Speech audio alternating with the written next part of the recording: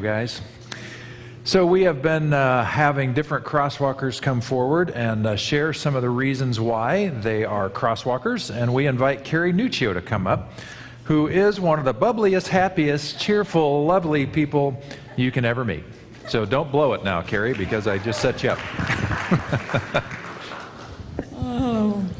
Well, good morning. So yes, I have been asked to share why I love and support Crosswalk. And even though this makes me really nervous when you asked me to do this, I really do love this church. And as Doris said, I'm very proud to call myself a crosswalker. And, you know, I grew up in church, conservative church. And so when Sal and I moved here to Napa in 1986, we found a nice conservative evangelical church where we settled in, and I taught Sunday school for about 20 years. And then in about '06, I remember I was attending a ladies' Bible study that was just getting way too narrow and boxy for me. And so a friend of mine from my old church who had already jumped ship and was attending here, Meg Losi, told me that Pastor Pete did a midweek Bible study here. So I got brave and gave it a try, and it changed my life. I remember in one of those early weeks just sitting there and starting to cry, because his alternative thinking about things like grace and salvation was just so open and freeing that I wanted to hear more. And so on Sunday mornings, I would continue to go over there and teach my Sunday school class at 9 o'clock, and then I would run back over here at 10 o'clock to catch Pete. Because I was just so drawn to his teaching and his ability to take a Bible story that I had heard 1,000 times, but just come at it from a different angle with a fresh perspective that just resonated with me. And but the more I learned, the more I realized how much there was to unlearn. And that's where those Wednesday morning Bible studies became so invaluable, and still are, because it was a safe place to ask those hard questions and to go deeper in dialogue and hear other people's perspectives and their journeys. And that's who Crosswalk is. It's just a very safe and nurturing community where we can journey together and continue to grow and stretch and think and perhaps even heal from some destructive theologies. And so I am just so grateful to get to be part of it. But I'm also very proud of who we are outside of these walls. And as many of you know, my little piece of that pie is I direct our food pantry, along with my wonderful sidekick back there, Linda Smetzer. Yes. And, you know, after so many years of every month we'd set up a little store here, or so many years, I should say, COVID and the shutdowns just drastically altered the way that we do things. But, you know, it also gave us an opportunity to kind of sit back and reimagine how we could serve our community. And so I'm happy to say that we've found that niche, and we call it Welcome Home. And even though we will always continue to support our own crosswalkers, and we will continue to be an emergency food pantry for our community, we are now transitioning to working with various county agencies and nonprofits who work with folks that have been displaced or homeless in helping them to find housing. And when they do, and these people get to move into their new homes, Crosswalk has offered to come alongside them and stock their kitchen cabinets for them with, it's a wonderful, wonderful niche that we found. And so we stock it with, staples like flour and sugar and coffee and canned goods and peanut butter, cleaning supplies, things that, when you have to go out and buy those things all at once can get really expensive. And so it's just really a wonderful opportunity, and the agencies and their families have just been so grateful and appreciative. So it's a beautiful partnership that we found. And so far, Linda and I have been able to handle it. But as this new ministry continues to grow and take off, I'm sure I'll be reaching out to you for help. So stand by. And if that's something that you think might interest you, let me know. But just as always, Crosswalk, thank you for your continued support, both to me personally, but to our food pantry. So when you give to the 360 Fund every month, you're supporting our pantry. So thank you. You're a wonderful community.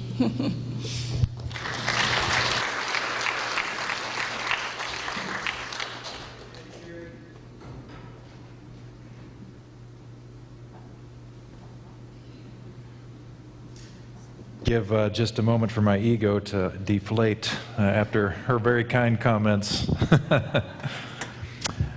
One other quick little shout out here. Thank you, Carrie, so much. And your story is not uncommon. And the reality is, I'm not the originator of the stuff. I'm more the conduit of the stuff that I share and I teach. And sort of my approach here is, whatever I'm learning, I'm just going to keep passing it on to you, and we'll see where it goes. So it's been a real blessing and a real cool ride to see so many people resonating with all that, like you said. So thank you for your words. And a quick little celebration. So Candace Ramsey, where'd you go? There she is. She finds me before service and says, "Today is my anniversary." I'm like, "Fantastic. Of what?"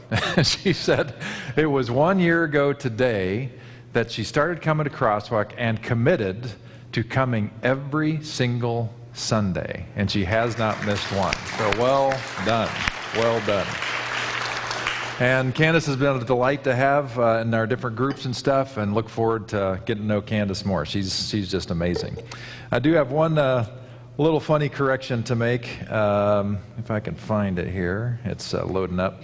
But in one of the announcement slides that we had today, it was a good question night. It had to do with the problem texts, right? I knew this was going to happen. As soon as I wrote it, I was like, I don't know if this is really going to make sense to anybody. So I'm not talking about problem texts on your phone. I don't know anything about how to deal with problems. Well, I do. My general approach is just to completely ignore them and let people ramble on and on and on. That's fine with me. Just pass along, whatever. So you're welcome to use that. I'm talking about the problematic Christmas text that we're having. So we're going to get nerdy on that Tuesday night and talk about about what we see, and we'll dabble with that a little bit today with this teaching. So what we got here now is what we're going to look at today. Advent expectations and hope is where we're headed.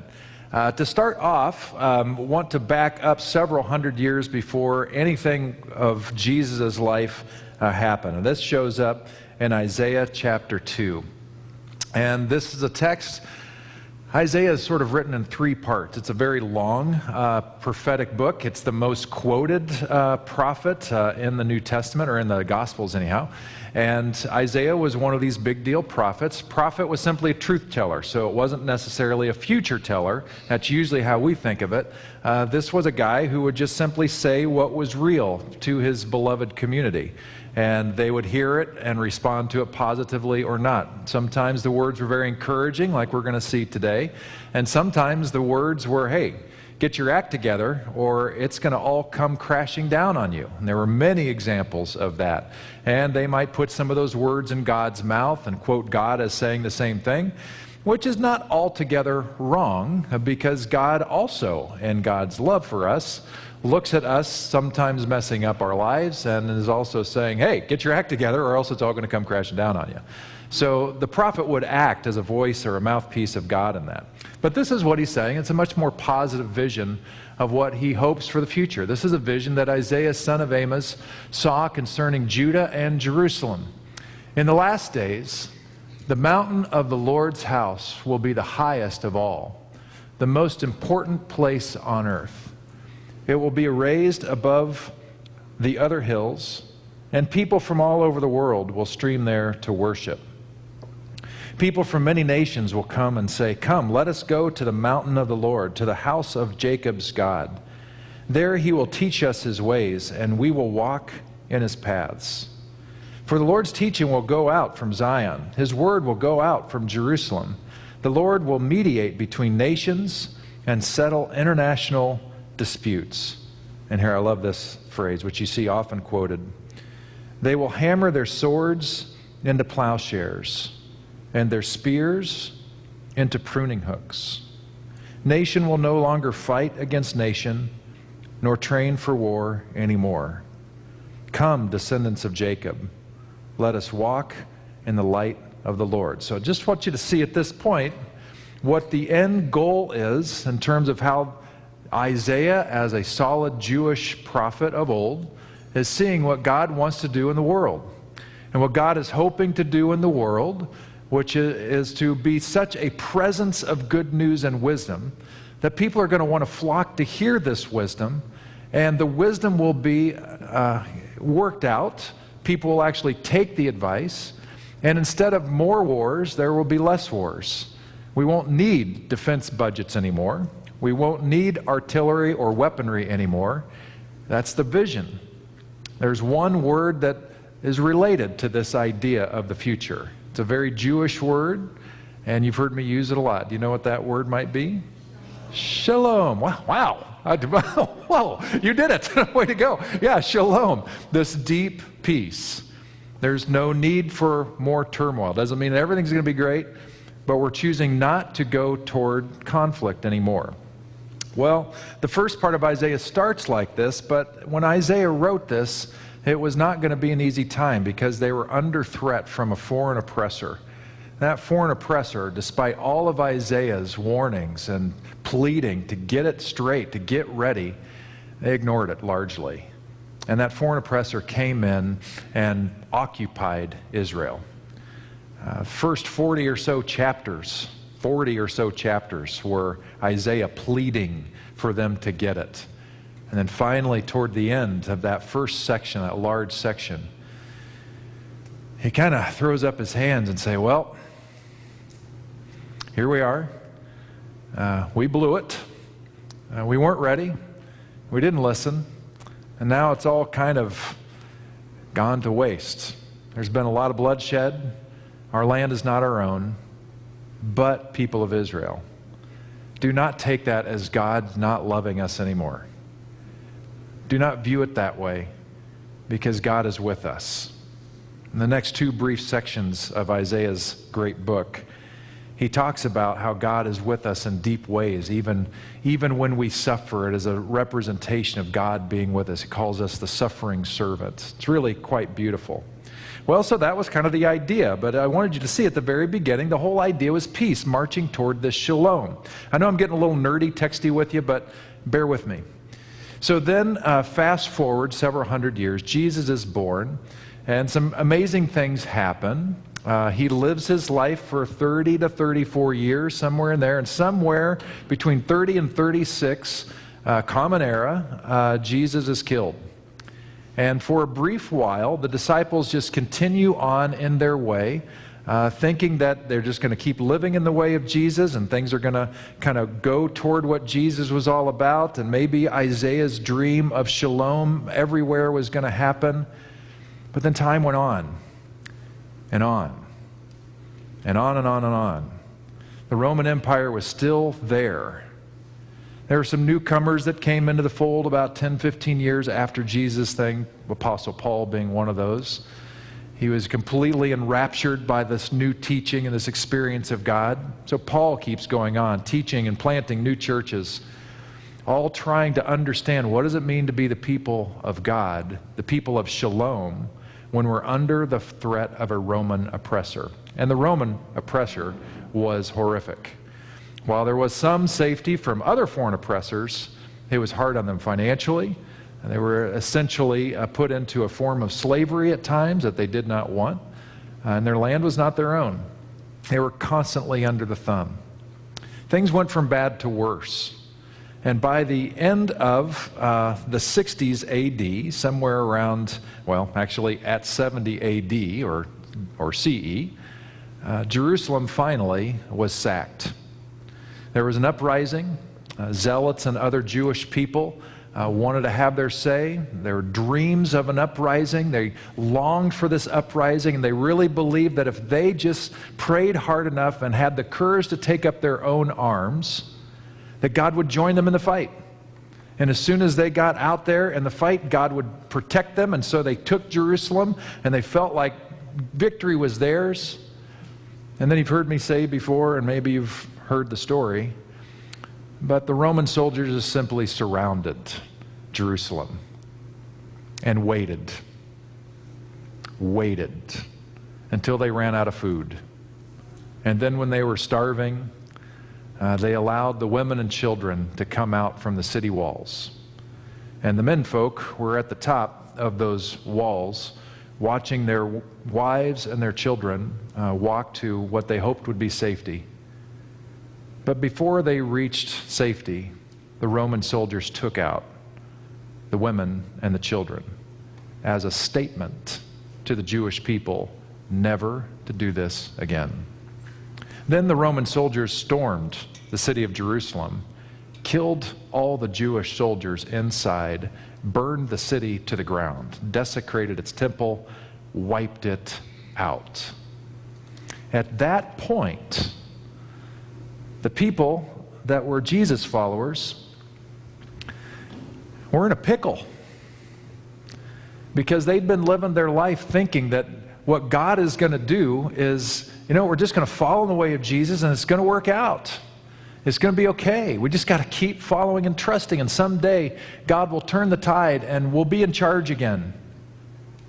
And then it didn't happen. And then Jerusalem was sacked. It's like God had walked away. And so this is one of the complications with the Bible. First of all, you have 66 Bibles. The Bible is a library, not a single book. And in the New Testament, not only do you have different voices speaking, all of the Gospels are written long after Jesus' life, but you also have the influence of time on the Gospel writers themselves. And you can see it in their hopes and dreams of the future. The Gospel of Matthew that we're going to look at today, it finally came to being after 70 AD. It doesn't mean that they all of a sudden just started thinking about this. They had stories that they were recording and thinking about and keeping in circulation in community. So we have these true representations, I believe, of the real historical Jesus and some of the things that he said. A lot of those things were very countercultural. That's one of the clues that it was the real deal, because Jesus was set apart from everybody else in so many different ways. But then you see some hopes and dreams of the writers themselves seeping into the gospel account, even putting words in Jesus' mouth to validate their hopes. This is hard for us to see in our day and age because as many of us grew up, Carrie being one of those, if it's in the Bible, it's what it says it was and it's exactly how it appears. There's no need to think about it a whole lot, just take the plain reading of the text. But this is a problematic situation, because what we see reflected in the text today, to kick us into Advent gear, doesn't sound a lot like Jesus, and sounds a lot more like people who lost hope. So this is toward the end of Jesus' life as Matthew and his community lays it out. And he has Jesus saying this: "However, no one knows the day or hour when these things will happen, not even the angels in heaven or the Son himself. Only the Father knows. When the Son of Man returns, it will be like it was in Noah's day.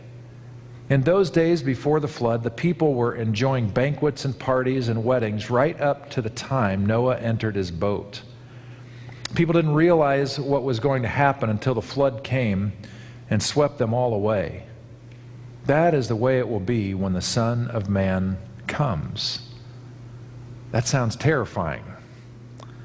The Noah story, you have a guy building this, if we just play along with the Jewish mythology that's present here, you have Noah and his sons building this massive ship, not just for themselves, but to hold animals and all this. And certainly people around were saying, what is happening? What are you doing? We're in the middle of a desert.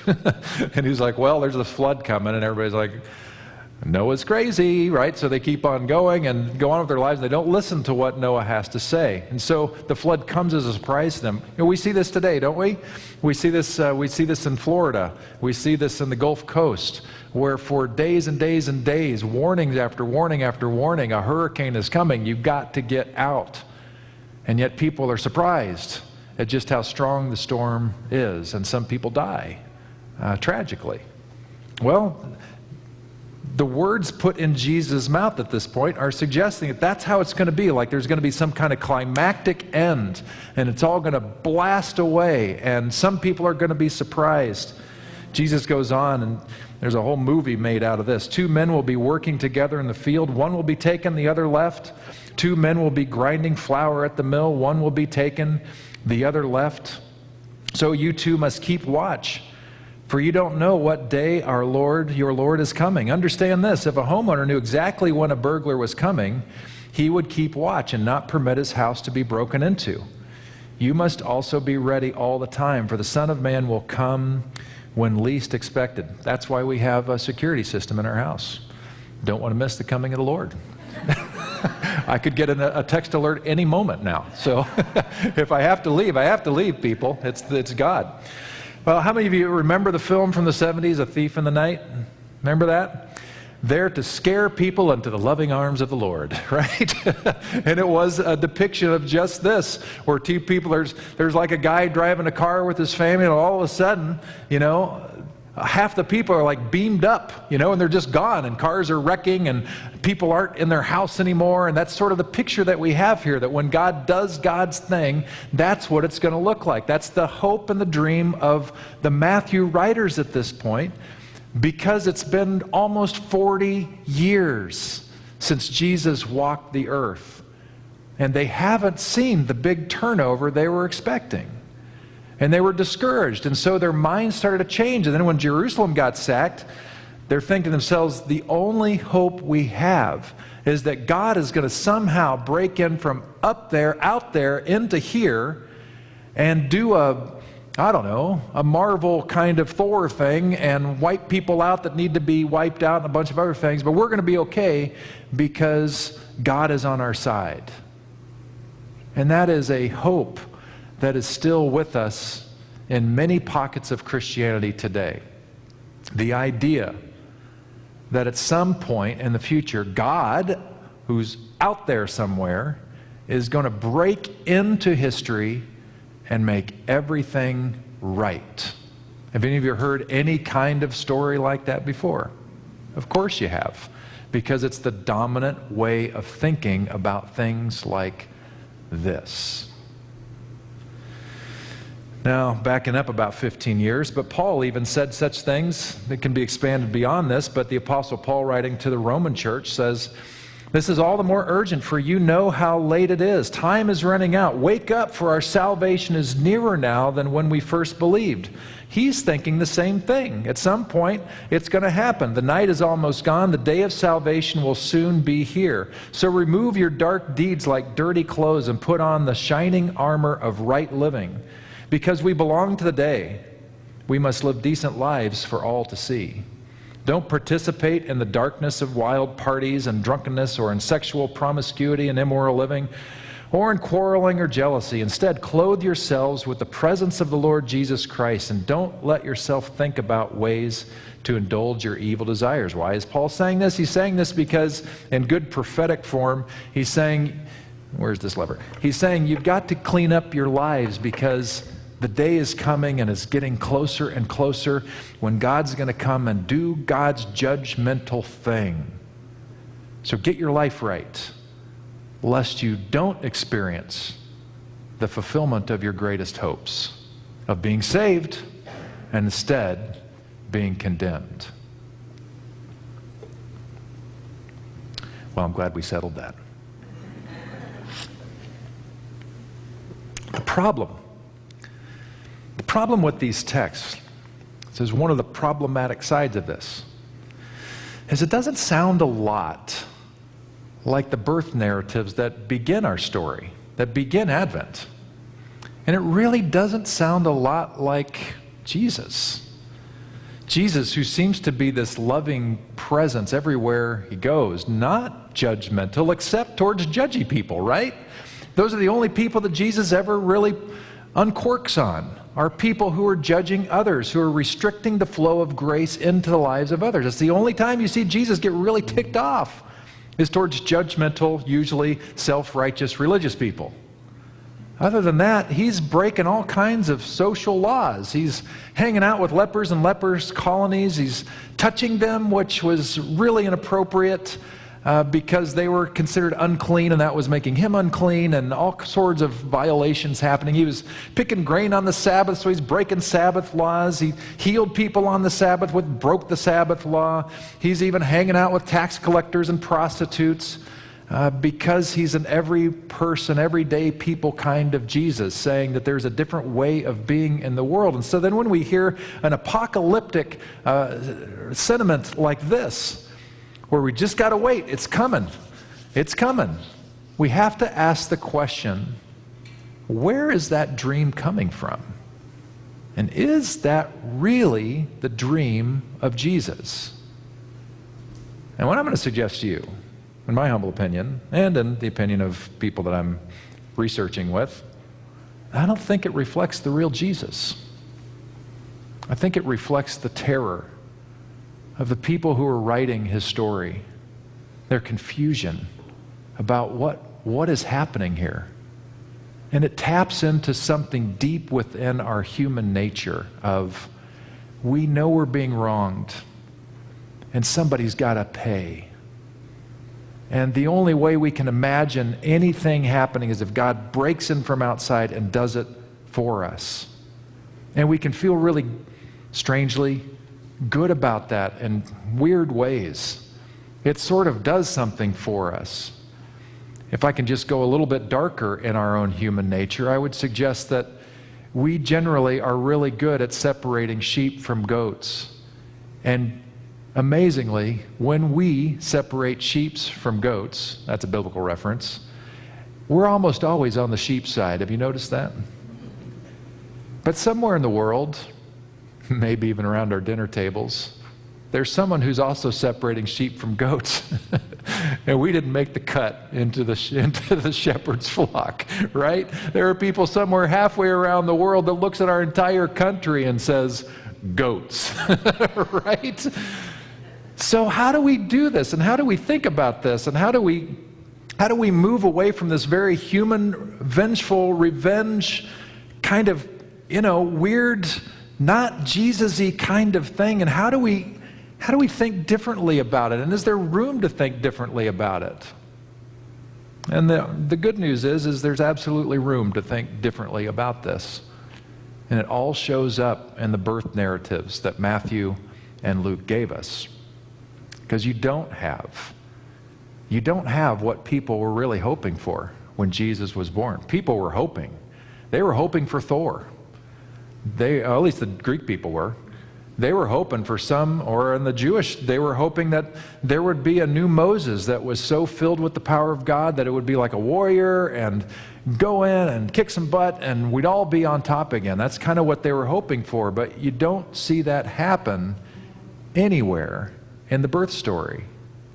In this beginnings, you see very normal, poor people who are utterly powerless. People who are not of high social standing and rank that are going to easily influence others toward great change. No. You've got Mary and Joseph, a couple of peasants. Joseph is a carpenter. He's not like a carpenter you might think of today that can make a good profession out of cabinet making and that kind of a thing. Where he was positioned, Jesus, where he grew up, you didn't make any good money being a carpenter. You were hanging out in the Home Depot parking lot hoping for somebody to give you a day job to go build something. That's the picture of Jesus. Joseph. Very, very poor was Joseph, and so was Jesus. Mary, not much better. If Joseph was engaged to Mary, unfortunately for Mary, that meant that she probably couldn't have done any better. I don't mean that in a cold way. I'm saying in that kind of calculating transactional era in that culture, the family decided, well, this makes sense. A very, very poor girl marrying a very, very poor man. And the people around the story were people of no consequence, no strength. You have a cousin of Mary, Elizabeth, and her husband Zachariah, who were old and no kids, which was assumed to be in some way caused by God, this barrenness. They were known to be faithful people, and yet not quite blessed until they were. I guess what I'm getting at, and then Jesus is born. And what's happening when Jesus is born? By the way, spoiler alert, I'm telling you where Jesus was born now and some of the things, details of the story in case you missed the Peanuts Christmas special. So what's the story go to? They have to go to Bethlehem. They traveled many days to get to Bethlehem, and they roll into town, and wouldn't you know it, but all the hotels are booked. They forgot to get on Hotels.com and book something in advance. Guys do that. Way to go, Joseph. So they get there. They're banging on doors. Nobody is helping them out. So just want you to picture this.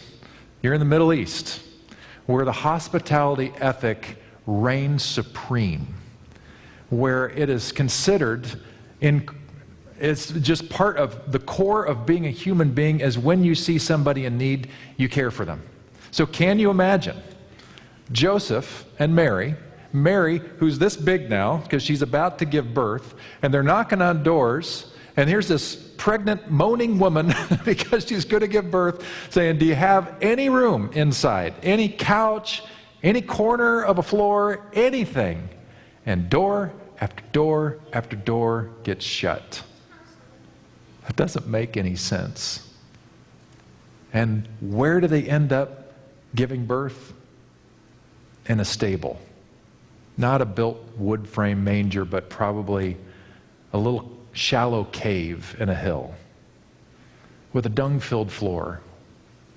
There is nothing about the birth narrative of Jesus that says, this is your coming king in gusto, who's here to be Thor-like and wipe out the bad people. It's just the opposite.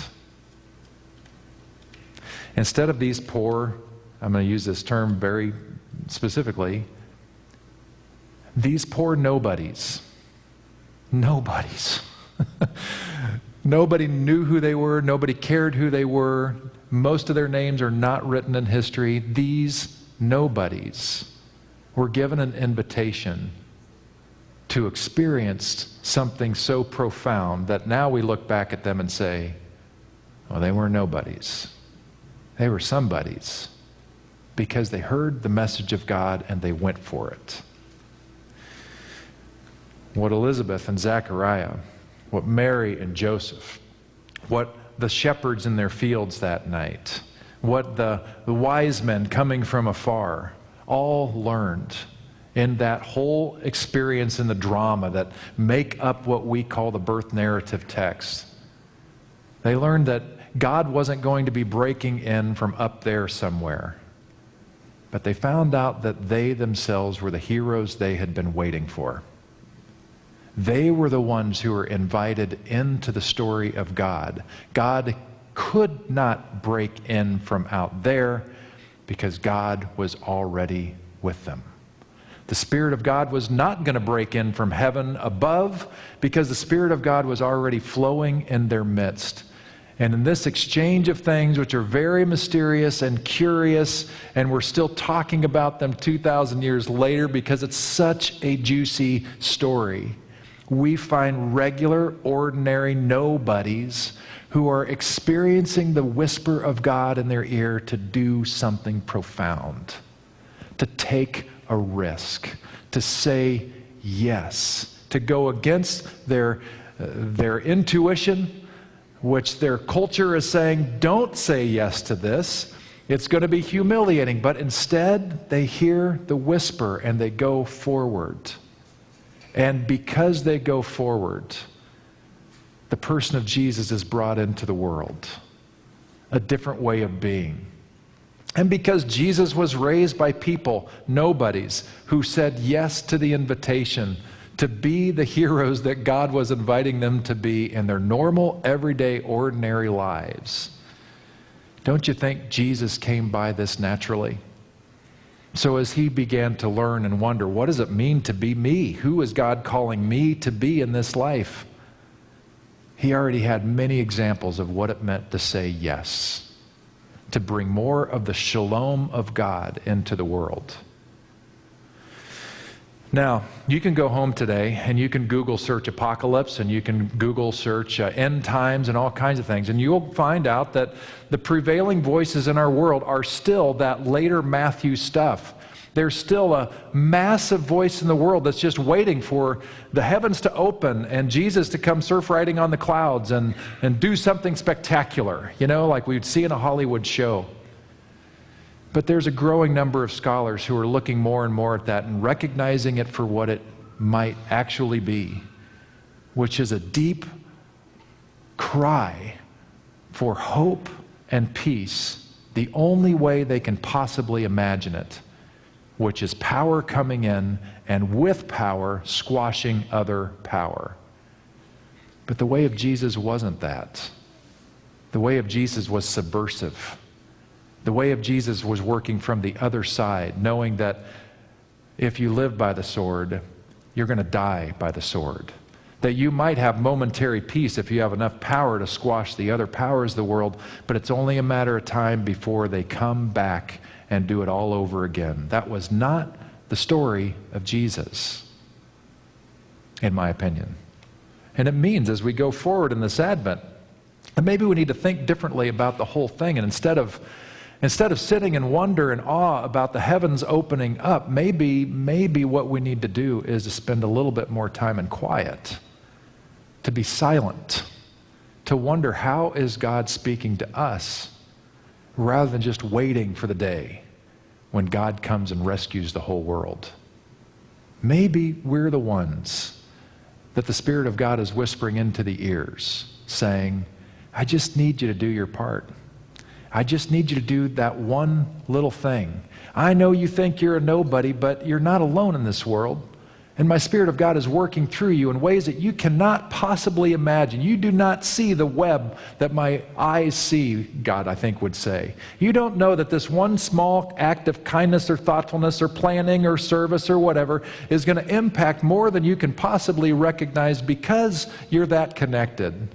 When you choose to say yes to just being kind to that person on the other side of the counter, or give yourself in service to whatever that project is, or commit to just showing up 52 weeks in a row to church, or just saying to yourself, man, I just know God is working with us, and I know how the food pantry worked in the past, but I just think that God is asking us to think differently about it. And spending the time and energy to think that through is a massive statement of yes. And that yes, in that case, translates to people who are extremely vulnerable and wondering, does anybody care as I'm moving into my new digs? And now they find out that it's the people of God expressed through Crosswalk that are saying, we care.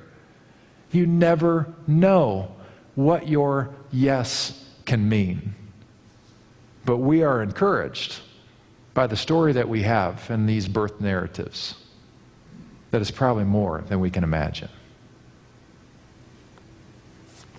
So I came across this in my readings this week. This is a prayer Unexpected God, your advent alarms us. Wake us from drowsy worship, from the sleep that neglects love, and the sedative of misdirected frenzy. Awaken us now to your coming, and bend our angers into your peace.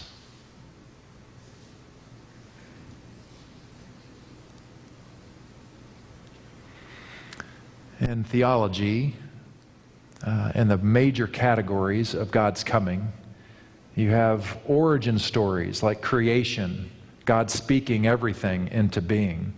You see this repeated in the Gospel of John. The Word becomes flesh. So John in his Gospel, which was written even much later than Matthew, is saying we're recognizing that God was doing something in Jesus. And then eventually, we have this grand idea, the apocalyptic thing, that whenever the world ends and the human experiment is all over and God's done with all that, and that I hold in tension, because some of that just does not make any sense with experience and theologically. But in that in-between time, theologians say, are times of multiple inbreakings of Christ, multiple opportunities for God to be expressed in the world. And that is what we're seeing here in this prayer. That will we be open to what God is inviting us into? So I invite you to say this out loud with me now, and then we'll take a moment just to be still and quiet, and then we'll wrap up our time together with the prayer that Jesus taught us. But for now, would you say this out loud with me?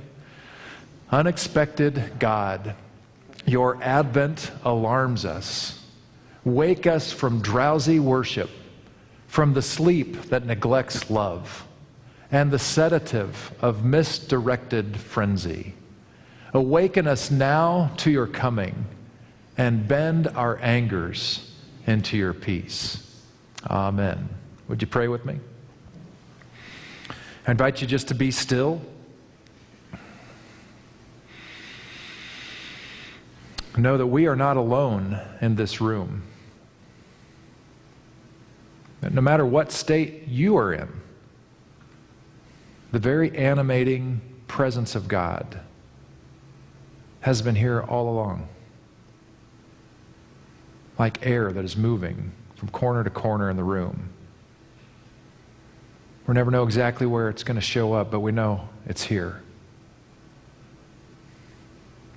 And this presence of God, who sees absolutely everything at all times, knows everything that can possibly be known, knows how you're connected to everybody else and everything else, and how they're connected to you. This God who longs for shalom as evidenced in the person of Jesus. This God is constantly inviting us forward. Maybe for you today, the invitation is deeply intimate and personal. And has more to do with how you feel about yourself than anything else. Maybe for some of you, you're carrying a lot of baggage.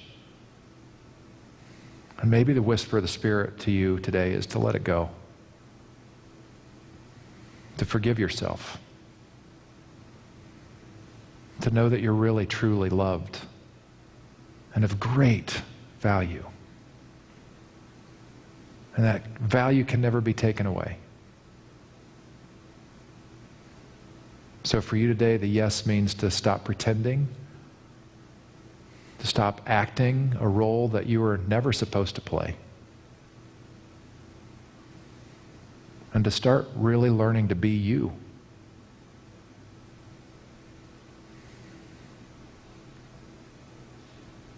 Maybe for some of you, you're just feeling a gentle nudge, a whisper in your ear about a person, another person in your life. They're popping into your consciousness. It could be somebody you know or somebody that you're just going to bump into as your day rolls out. And there's just something in you that maybe it's whispering, just say, be extra kind. Be the joy that you want to see in the world. Be loving and graceful. Maybe for some of you, it's a bigger ask that requires more thought and time. an invitation into a new role perhaps, or a new act of service. What is the Spirit saying to you today?